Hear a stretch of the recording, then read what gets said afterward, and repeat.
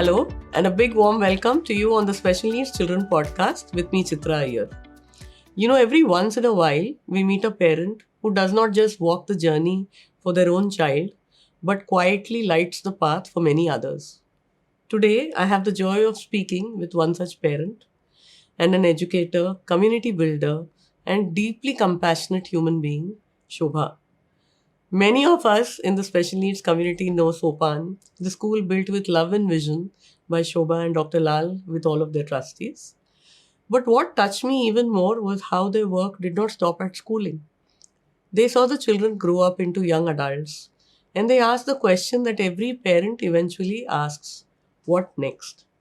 From that question came a vocational center, and more recently, a respite care center, space of safety, dignity, training, community, and joy. Today, we are going to go behind the scenes of that journey: the doubts, the decisions, the courage, the challenges, and the beautiful moments that made everything worth it. My guest today is Dr. Shoba Srivastava. Thank you so much, Shoba, to have agreed to do this. Thank you for the invitation. It's a pleasure. So, Shoba is a parent, an educator, and one of the founder trustees of SOPAN, an organization that's been doing incredible work in the field of autism and developmental disabilities. As a mother to an adult with autism and tuberous sclerosis, Shoba has combined her personal journey with her professional expertise. She holds a PhD in education with a focus on autism and has been deeply involved in setting up and expanding SOPAN school, vocational and respite care center over the years. She has also played a key role in building partnerships and raising funds to support SOPAN's various initiatives, from creating livelihood opportunities for individuals with disabilities to organizing exhibitions that showcase their skills and talents. Her ability to connect with people and bring the community together has been one of the driving forces behind SOPAN's growth and impact. Shobha also teaches at SOPAN's Suvidya College of Special Education, contributes to research, and works with international initiatives like the Tuberous Sclerosis Alliance of India and the Global Tandem Consortium. What truly stands out about Shobha is her deep empathy, practical wisdom, and the quiet strength with which she has built and sustained meaningful spaces for individuals with special needs and their families. So let's begin, Shobha. Yes, let's do Your it. journey began long, before all the vocational center or respite care homes that conceptualized with Dr. Lal and your whole group of, initial parents and trustees. So, can you please take us back to those earlier days? How was it? How did this whole vision and this journey come out? Schooling alone is not enough and we need something more. When did you come? When did you all reach that space? Okay, I'll go back right up to 2002 when we started, because that is when the whole concept came about. We were part of a group with another school, and that is when we felt that we must branch out on our own, because Dr. Lal had the expertise, so much of knowledge about this. So under her able guidance, we formed a group of trustees, and we just decided to just set up a support group. That was really only the plan.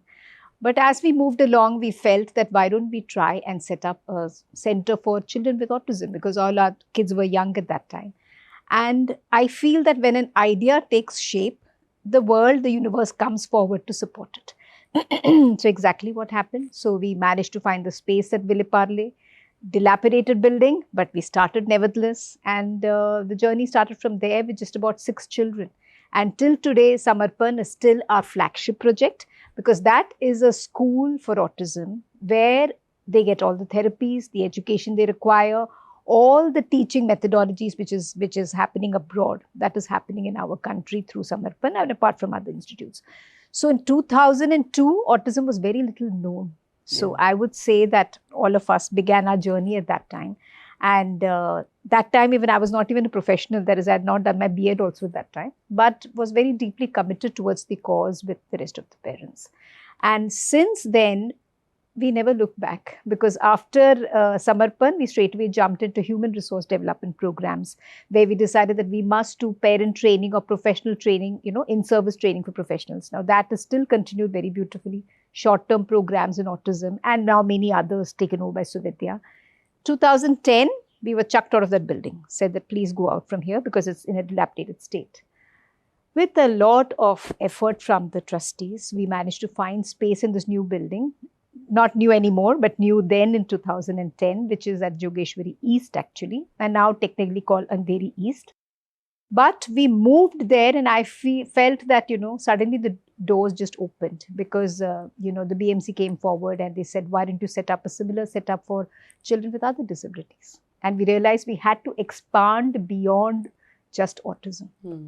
And that's when that center came up, which provides free services to children, from the low socioeconomic strata in that area. Right. And we have many children there and they get the same level of services.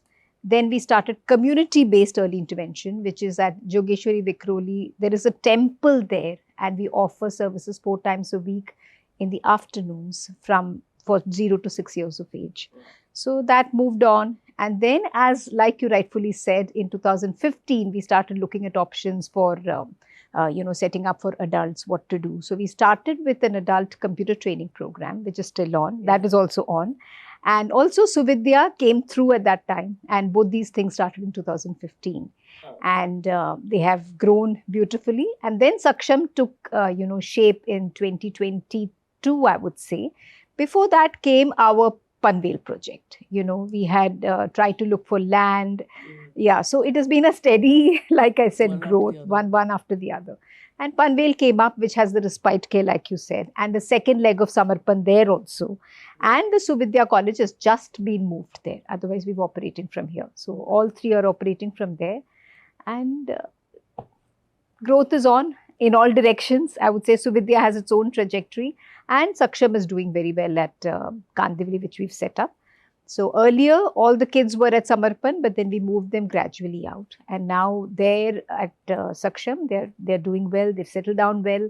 Safe, beautiful place. So I think opportunities come and the idea is to just grab it and take it up. That's important. Brilliant, yeah. I mean, this must have been so challenging at that time as and when things keep coming at you.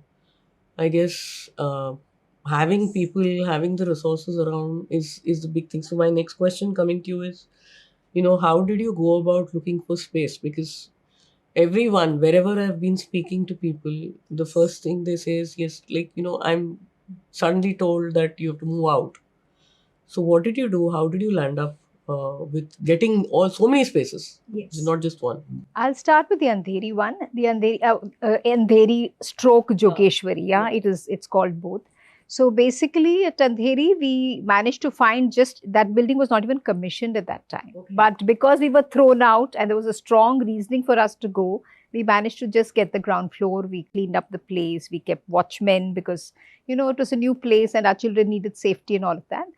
Then the MCGM said, take one more floor, but you start this center for us. So we've got now 3 floors because at some point in time, Samagra Siksha Abhiyan also came in. And they said that, we'll give you the space on the ground floor.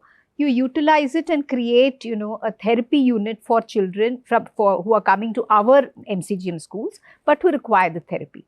So, we are lucky that we've got, the ground floor plus, which is also shared by Akanksha and 2 floors there. Then the Panvel is something which we did a lot of work for that because, we had to apply to SIDCO and they had decided to carve out something for a school for autism. So a lot of applications with SIDCO, a lot of hard work has gone into that project, which finally opened up actually in 2019 finally. 18, 19, the papers were finally finalized and it was given to us. It's on lease for 66 years or whatever. And 2020, we started construction with a good donor partner and COVID struck. So it was challenge after challenge after challenge. But luckily, very strong donor partner. So we managed to finish it by November 2021. So of course, sustenance of the building, the further projects which are going to be offshoots from that. I mean, there is a lot which is happening there also because Panvel is an area where a lot is required. Let's look at it that way. Yeah. So that is there. So there are challenges constantly. What about the finances? That would have been a huge leap, doing so many projects. Yes. Every project Actually, the biggest challenge is financial, actually. So let's say that we have again been lucky there, because the universe, I feel, somewhere where the intention is pure and where you are out to do a good job, you want to do something for society, and it's a very pure intention. So therefore, it finds its way. So I remember till now, the first month of Samarpan, we had actually money just to pay our teachers only for 1 month. That's all. And we had no idea what we were going to do after that. But suddenly Give Foundation opened up and they said, okay, fine, we'll give you some amount. And then one after another, a lot of individual donors came forward in the initial years, which slowly morphed to corporate donors, because you see, till you pass 3 years, that is your that's your Agni Pariksha. Yeah. So 3 saal baad, then corporates look at you, and then of course 2013 the CSR Act also happened, which opened up many, many doors. But it's a constant struggle to raise funds. There's no doubt about that. And plus, what comes with it? Your work, of course, is there, but there is due diligence. You have to submit your reports, whether it's audited accounts, or it is a narrative of what you've done, which has to be appropriate and transparent. And that is, that has been our strong point, I would say. Shoba, continuing from the finance, one of the biggest challenges I think anyone faces is in terms of staffing and, hiring the right kind of people. So, how have you been able to get it right in terms of whether it's educators, therapists, caregivers, trainers, who all share your philosophy, your patience, and you have certain qualities that matter to what you want to adhere to. How have you cracked that? Staffing is a constant, actually, source of stress, actually, because every year we find out towards the end of the year if somebody is leaving or not. I would say we've been lucky that we've been able to retain our staff. With staff, I feel there are 2, 3 very important things. One is, of course, compensation, which thanks to the CSR support we require, it is never enough for them.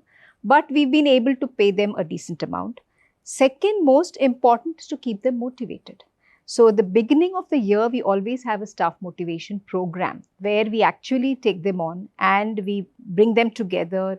We discuss problems. We keep an open forum where people can come to us, they can talk to us, and we try and solve those problems. That is very, very important.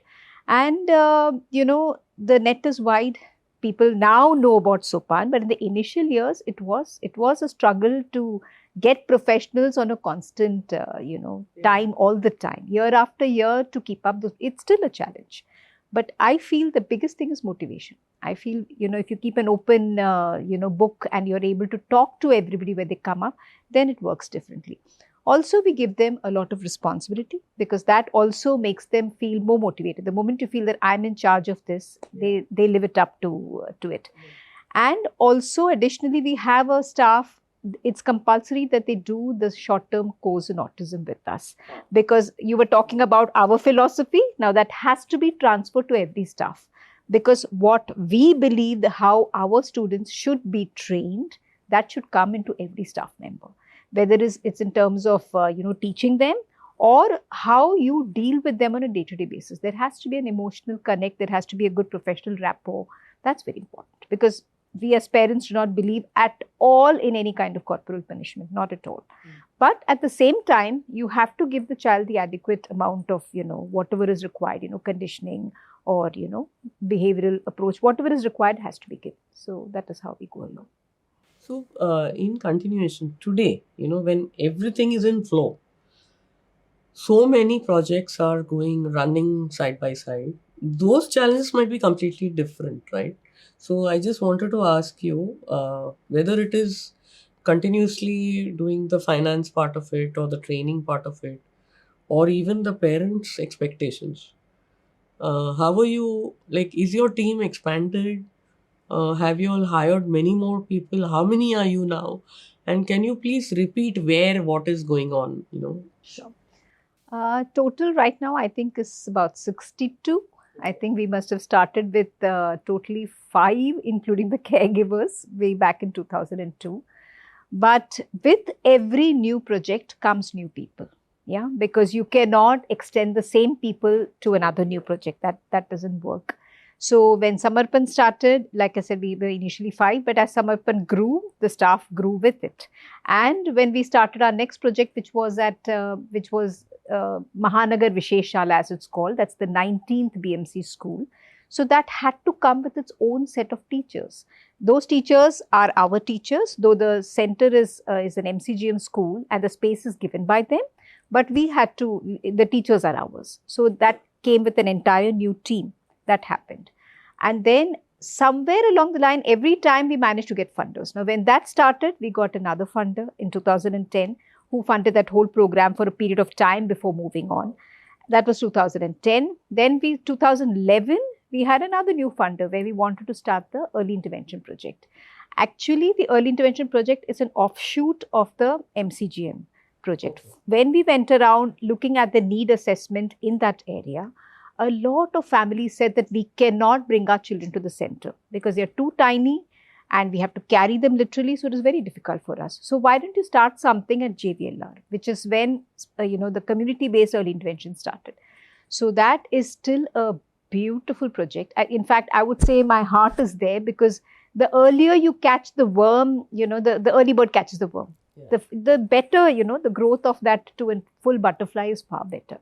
So that happened in 2011. Then we moved on to 2015 straight, where we had adults as well as Suvidya College. Sanket ICT plus Suvidya College started. Again, that came with a new funder, new team. Suvidya, of course, was a college which was, Dr. Lal's, she's a director. So that was her idea. So that maybe did not come with funding, but it had students who were coming. We were running a lot of courses. So that continued. So like I said, with every new project, the concept comes and somehow the funding also comes. I mean, I would say we are lucky. And even Panvel project, it took us 2 years to find a good funder. Yeah. Team, we had already started preparing because some of our old team here started saying that we want to move there, we stay in that area. Oh. So that was very exciting for us because we knew at some point in time it will be built. Right. And then even in 2020 when we stopped all the centers till about 22, but the team had already formed. And in 21 when we opened, we already had minimal staff again because only Samarpan started initially. But we had the right people there. We had one therapist at that time, one coordinator, one director, dhire sab ho gaya. And as you grow, more children come, somehow people are coming now. So we've been lucky. I think big hats off and, salute to your funders. Really? I know that there are many from your family also who are helping. It's amazing because to recognize and to really, help you sustain this is huge. Otherwise, we know of so many projects where there's a sudden, pullback and people are like, even how to pay salaries becomes such a big challenge. In fact, COVID was a very challenging time. Many places folded up during COVID. You're aware because of the financial aspects. Correct. But there again, we were lucky. Like I said, our funders saw us through and they said that we will see you till the end of COVID. If you're able to sustain, we'll see. And we were lucky again that we managed, and no salary was cut in that period of time. In the sense, everybody received their salaries and they were working from home. We ensured that. Yeah, everybody was doing online. Every child was getting there, whatever they were required. Parent counseling was also happening. So all of that continued. So I would say that. Fabulous. Yeah. Really. So the next thing is that, when parents come to you today, right, as they keep asking you and they're observing, and obviously, you have such a good name that from somewhere or the other, people hear and they will land up at your doorstep. What are they still asking you, especially when they're coming as young children? What are they asking? And if you could also share about the impact that, Samarpan has been able to create in so many of the youngsters who have become adults today. Can you please share a bit? Sure. When a new parent comes, when the child is very young, I feel the first thing is I can see denial written all over their faces. I think we've all been through that. And denial is a very powerful emotion to go over because there is a sense of helplessness, denial. I don't want to accept it. I don't want to get into this. So that is where, along with discussing their child's report and starting off the program, we do parent counseling, because that, I feel, is the base of all programs. If you don't empower your parents with knowledge and with what will the trajectory of their child be in their life, I feel that empowerment does not happen. And what happens with parents is there is a lot of burnout. They overdo it with their children and the other responsibilities which are there at home. So I think somewhere along the line, they forget also to take care of themselves, right? So during our counseling sessions, we always tell them, child comes first, no doubt, but you must take care of yourself. And the worries are constant. Will my child go to normal school? That's the only question which comes in the initial years. Will he ever be getting back into mainstream education? Will he be able to get a job? Will he be able? What will I do? And then as the children grow older and they settle in the special school, many of them go off to mainstream education, and we are in touch with many of them even now. That's the lucky part. But as they grow older and they settle into a special school, the next is what will happen next? What about the future? I'm very worried about my future. What will happen after me? So again, a series of counseling sessions, because then comes puberty with all the hormonal, rushes in the body and the challenges and the behaviors which come with that. So at every stage, we do counseling for different groups. So in a month, we have, I think, about each center has 2 counseling sessions which are done. And some of them, I have also attended, and one or two of them even I have done. But it's very important to do that counseling, because the moment they come to a group, they feel so much better, that, okay, I'm empowered. They go back stronger and they do it. So, I wanted you to share that when, people are listening to you about what is this impact that SOPAN, Samarpan is creating on children, how has it actually helped? If you could please share that story, that, even your personal story, if you can share what has happened, what comes to your mind, what makes you feel so overjoyed when you look back and you say that kids came in a particular way, parents came completely, like you said, in denial. Can you please share some stories? Sure. We've had, we had a couple of brothers, 2 brothers who had come, who could not walk actually. And they came in the arms of the parents. And within a couple of years, both were walking. Wow. And they went out walking, and with so much of pride. We've had children who come to us very young, and we are able to put them back into mainstream education. I think that is something huge, because they've come to us in early intervention where the child is really young, and luckily we've caught all the issues which are there, and then they moved on to mainstream education, and today education is opened up. Earlier years that was not there. True. But still, we've had so many cases where they came to us, we managed to give them the education, and they have gone back into mainstream education. So that is, I think, a huge thing. We've had many adults who have from children been with us, become adults, and then they have moved on to maybe not our own vocational center, but maybe some kind of open employment or self-employment. And we are still in touch with them. And it's nice to see that now some of them have got on to social media and we're connected to them, where that connection is also strong. So, of course, with my own child, it's been a beautiful journey, because initially, again, all of us go through denial. But the idea is that opportunities come in life. And I think that I must say that to parents also. As it is, parents are extremely stressed out with their own child. It's very difficult to just look beyond that. But when opportunities come, it's difficult to say, can I go that extra mile and do that? It's very difficult. But if you do it, right, and it's very difficult to think beyond your child also, that is also there. But if you do it, then everything gets taken care of. Your own child is part of the flow, and everybody gets empowered together. So I think that's a very beautiful feeling, There is a very good feeling of achievement that parents have progressed so far, children have progressed so far. So that achievement is difficult to compare with anything else. This thought that you said was one of my next questions, is that how would you encourage a parent who's listening and feels that there's nothing there for my kid? So what would you tell them? How should they think about setting up something and go beyond? What is that push that we can give to so many out there that you do it for 10 people, 5 people. It's fine. And how does it help you? If you could please guide on that. In 2002, our children were not, and 2001, I would say, our children wouldn't even get admission into special schools. Forget about normal schools. Normal schools se dur ki baat hai. But special schools also refused to take them because of behaviors. That is when we felt Samarpan should be set up, which will become a center for children with all kinds of severity of behaviors. Jo bhi hai, hum unko lenge and we will make a difference to them. And that is how we started with that passion, saying that let us start with a small group of children, and we never thought we'll set up so many projects. Really, I'm telling you, we never thought. We thought ki parent support group, then Samarpan came up. And with Samarpan, then a series of things have kept coming up. And everywhere we felt we are only empowering children and families. And that is our mission, empowering persons with disability, autism and developmental disabilities and their families. So why not take it up? So for a new parent, I agree, like I said, it is very difficult to go beyond just your child. Even your child is quite a bit, it's a huge bucket in any case.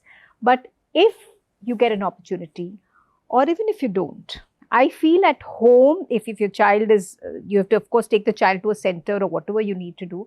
And after a few years, if the child is going to settle at home, just look if you can just get a few families like yourself together to set up something small in each other's homes. That's how we started. That iske ghar mein aaj bachon ko chhod denge, so the others get a break. Fir iske ghar mein chhod denge, so one gets a break. Because like you said, space is a big constraint in Mumbai, right? So, but if we start small, if like for example, if it's a vocational center, I would say that start with 5 kids and just start cutting the vegetables from our own home. Nowadays, you get those super cutters and you can get one teacher or maybe just an assistant teacher to start with. One important thing and one of the main objectives of SOPAN is to create community awareness, because an aware community makes a huge difference when you do work like this. So it is important to empower people through community awareness programs, which we do with many other NGOs, where we have a lot of programs during World Autism Awareness Day, or whether it is Disability Day. We have a lot of awareness programs which empower the community to come forward, because the community is the one which gives us the resources, the people, and everything you need to run any of the projects which we have. So it's important. And when I say networking, it means networking with everybody. True. General community plus the people who are in some kind of positions, companies, corporates, government, very important. So it is important to, network with everybody. Absolutely. That whole thing about, one individual can't do it and the whole village has to get together. It's a team. Yeah. Maybe there may be no growth beyond that, doesn't matter. But you've got a group together. You've got an empowered group together where the students are, where the children, I won't call them children, the adults are empowered, the parents are empowered, and there is a sense of togetherness and a group, which comes together. Yeah. So then more ideas flow. Yeah. It's not one person then. So mutti hamesha better than one. Okay. That is.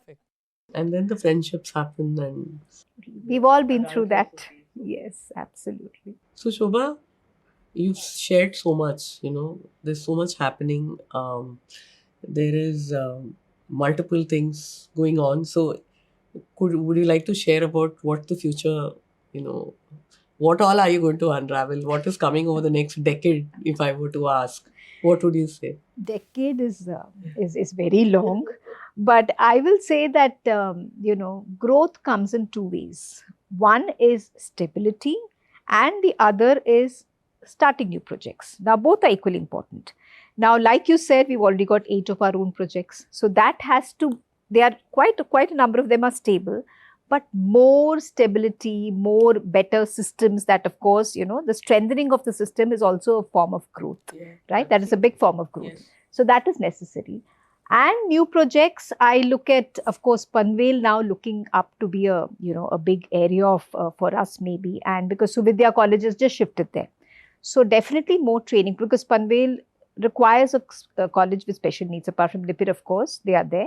But I feel for autism, I think a big opening will happen there, where we not only look at the B.Ed, but we look at a lot of other short-term, maybe training programs or courses. So Vidya will have a good thing. We are also thinking of setting up one more vocational center there because we've set up Samarpan there, right? One is there. So the school is running, therapeutics, everything is running. So there are two Samarpans. Samarpan Yes, here one at and Andheri Samarpan 2. and Samarpan. Similarly, Saksham 1 and Saksham 2 is what we are planning. Oh, lovely. Yes. So Saksham right now is Kandivali. Is Kandivali, which is So the you will set vocational up center. Saksham in Panvel. Yes, that's So right. Vidya is already in Vidya is Panvel. already in. The respite care Saisha is also there. Is also in Panvel. Yes. So, and each one is catering to roughly how many students? See, the Samarpans cater to each of them cater to about 50 kids, definitely. That is who come regularly to them. Right. But the ones who come for only assessment, only therapeutics, only counseling, the number is much, much more, right? Yeah. And vocational center, like I said, it's started. So we've got about 20 kids there, 15 to 20 kids who are coming This there. is at Kandivali. Right. Which because is what we you just are opened replicating up. there. Yes, we'll be replicating there. Now the thing is, of course, Dr. Lal has, her trust is coming up with the building there very close to ours actually. So that is where the vocational center is going to be. Okay. Yeah. And so Vidya, also, I think you are one of the colleges that offers specific dedicated courses for autism, right? Absolutely. So the BA in autism, like I said, that was Dr. Lal's, dream project, and it has come to fruition beautifully. Fantastic. So in autism specifically, I mean, it has of course been done by the RCI, the whole syllabus. There is a process to it where she was deeply involved and many other professionals were involved. That continues to be. But apart from the BEd, we also run the short-term courses, which I said in service, which also parents join in. In fact, one thing which I would like to say is during COVID, we thought that the short-term course would not run at all. It had exactly the opposite effect. We ran 3 in 1 year. We normally do only 1 because there's so much of other work, we're unable to do it. Yeah. But we're all sitting at home and we started getting people from all over the country. Enrolled. Because earlier it used to be face-to-face. Yeah. So people couldn't come to the center. Then we realized, let's move it online.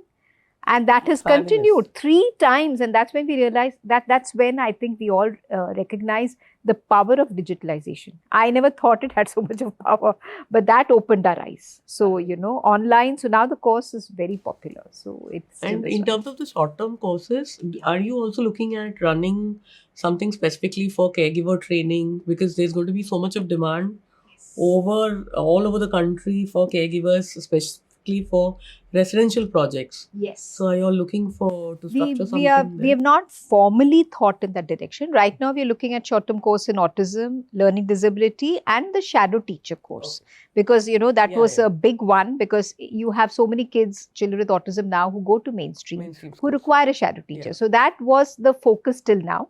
Plus a lot of CREs and short-term training programs. In fact, our international conference is also coming up in February. It will all open up soon.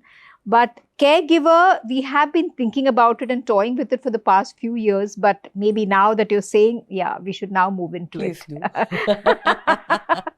Oh, you have people better than us who have been running it and done a good job. I think every single state, every single city, the more we have, I think there's no dearth of families who need caregivers. Yeah, demand is especially somebody like y'all with the kind of quality that you want instilled and the philosophy that you drive into people should be really, really helpful for everyone.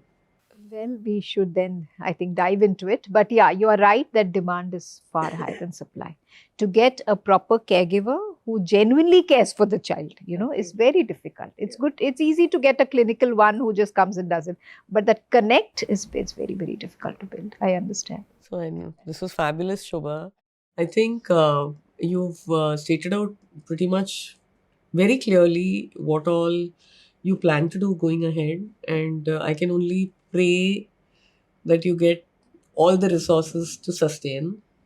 And,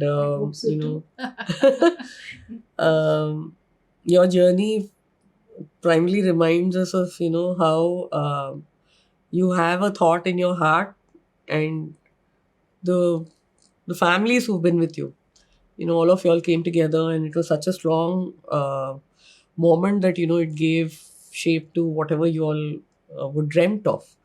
going ahead with SOPAN, with the vocational center, now with the respite care, and then the college. There's a lot that you all are doing, and I hope people who are listening uh, can reach out to you for whatever state that they are in, and they would like to come back to you to get in touch. We will share your details, and to every parent who's tuned in, especially to those who are talking about being in that crossroad of what after 18. Since I've been focusing more on the vocational part of it right now, I just wanted to say that, hold on, learn from what Shoba and her team have done.